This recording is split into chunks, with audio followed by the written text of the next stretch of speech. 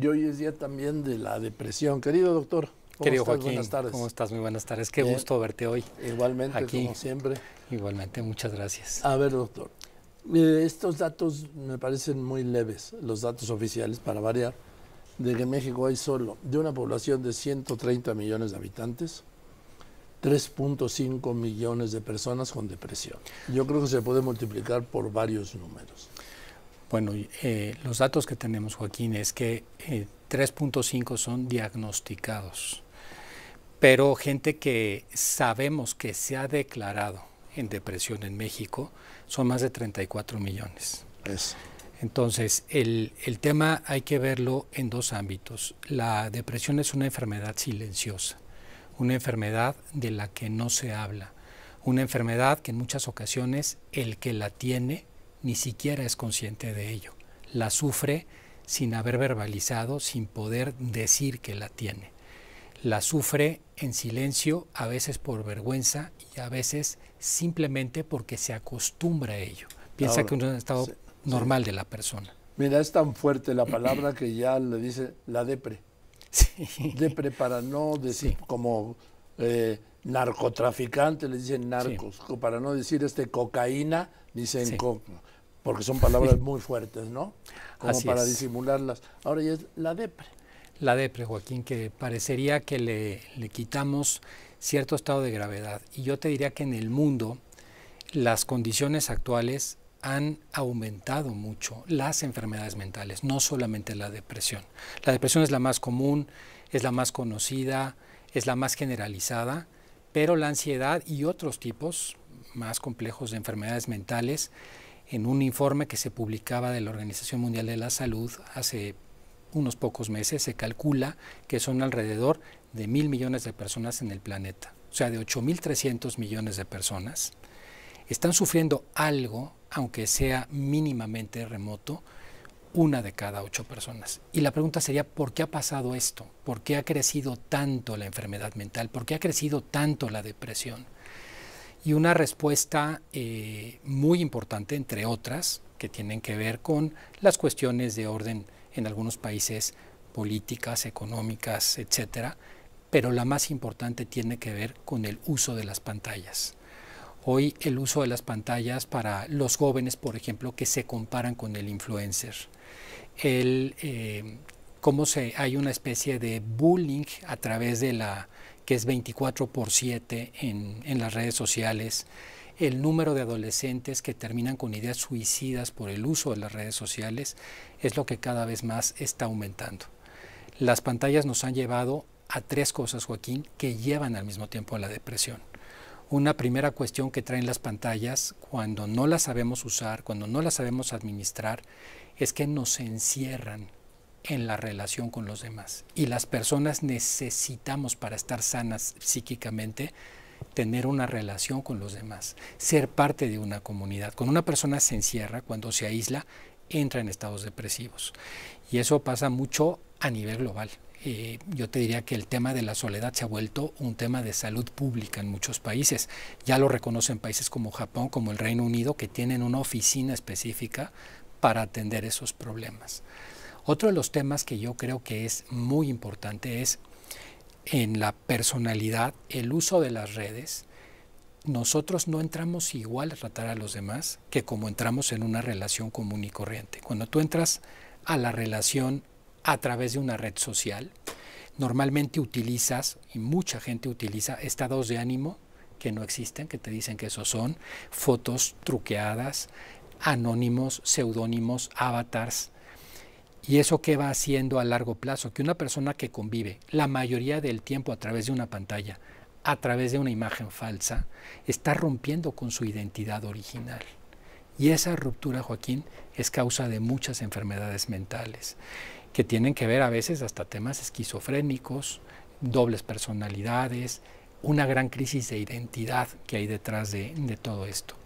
Y lo tercero que te diría que está detrás de las pantallas, Joaquín, es que la pantalla te va exigiendo, sobre todo ciertos algoritmos en ciertas redes sociales, cada vez emociones y sensaciones más fuertes. Están hechos los algoritmos para que ese algoritmo, por ejemplo, tú estás viendo el TikTok, un adolescente. Hay un experimento que se hizo hace años con unos animalitos, eran unas palomas, a las que les ponían un alpiste, un alimento, y entonces las ponían y les ponían un botoncito. Y entonces en ese botoncito apretaban el botón, salía el alpiste, comían el alpiste, y cuando volvían a tener hambre regresaban. Y a otras palomas hicieron lo mismo, pusieron un botón que no funcionaba, dejaron de apretar el botón esas palomas. Pero en la tercera jaula pusieron el mismo botón en el cual apretaba la paloma y de repente salía el piste, volvía a apretar y ya no salía, pero la tercera o cuarta vez salía. Entonces resultaba que esa paloma iba teniendo lo que para un ser humano, lo voy a traducir ahora, serían picos de dopamina, mantenía una tensión permanente, todo el tiempo estaba picando el botoncito, no se alejaba del botón.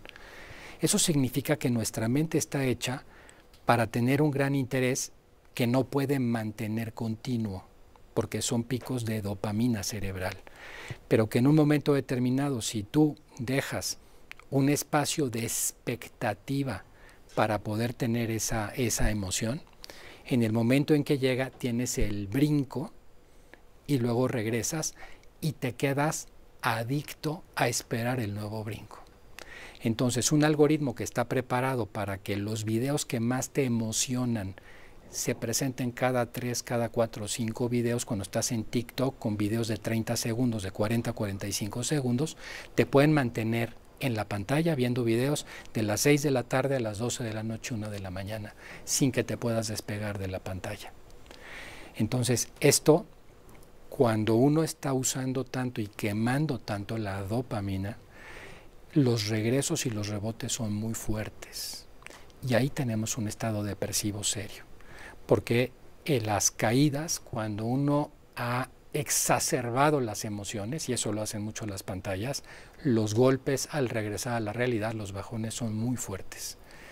Entonces, la pantalla es, yo creo que una de las causas más importantes, poco tratadas. Ya en países como Australia, como sabes, ya han quitado en los colegios el uso de la pantalla. En Finlandia ya no se están utilizando pantallas en los colegios. En China ya los juegos que se hacen entre dos personas, estos que son videojuegos online, ya solamente tienen 2 horas, 1 hora el viernes y 1 hora el sábado para poderse usar, los demás están prohibidos.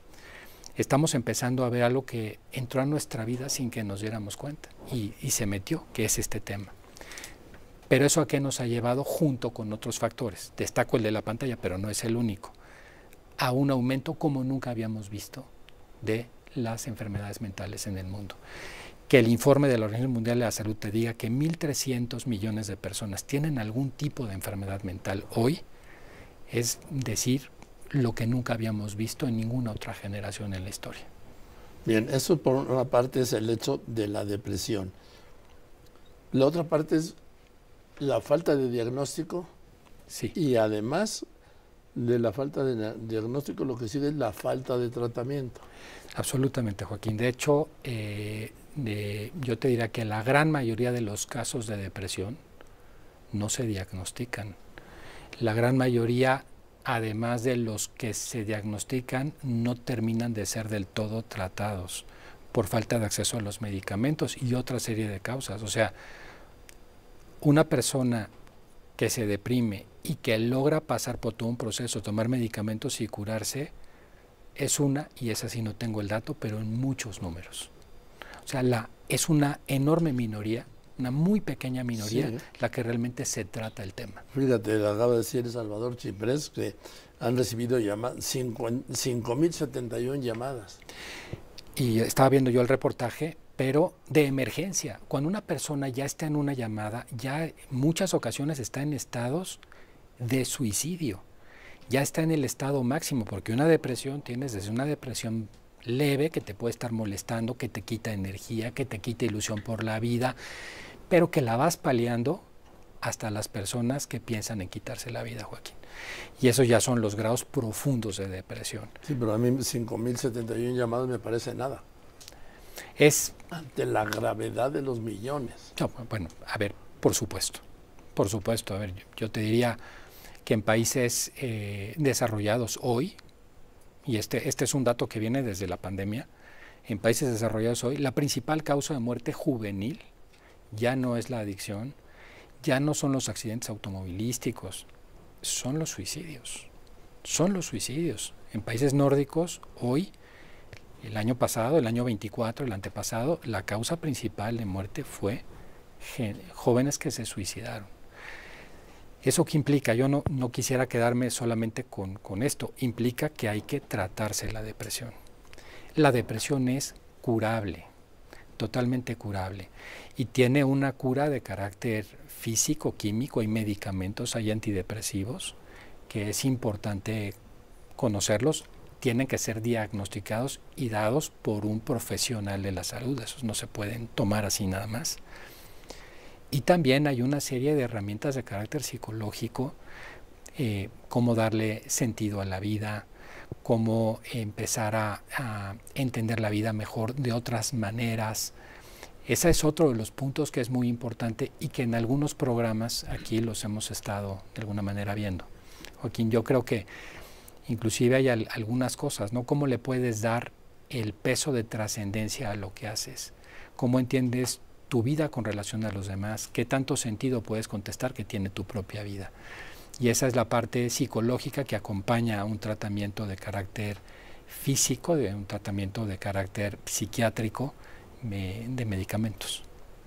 Pues hay que seguir porque veo yo que crece y crece y no veo capacidad ni pública ni privada para atender y dar tratamiento a los enfermos, que son enfermos finalmente de depresión. Es tanto, Joaquín, lo que hay, que no tenemos la capacidad ni los profesionales suficientes para atenderlo. Y yo voy un paso más allá. No hemos terminado de entender las causas de este aumento de la depresión. Hay muchos factores en el ambiente que nos rodea que ahí continúan, y mientras esos factores no sepamos manejarlos en nuestra vida, la depresión, Joaquín, tenderá a seguir creciendo. Bueno, pues seguiremos, ¿no? Claro que sí, querido Joaquín. Gracias, el doctor José Antonio Lozano Díez, quien es presidente de la Junta de Gobierno de la Universidad Panamericana y del IPAD, y nos vemos el viernes con lo que no nos enseñaron en la escuela, doctor. Aquí nos vemos, querido Claro Joaquín. que sí, como siempre.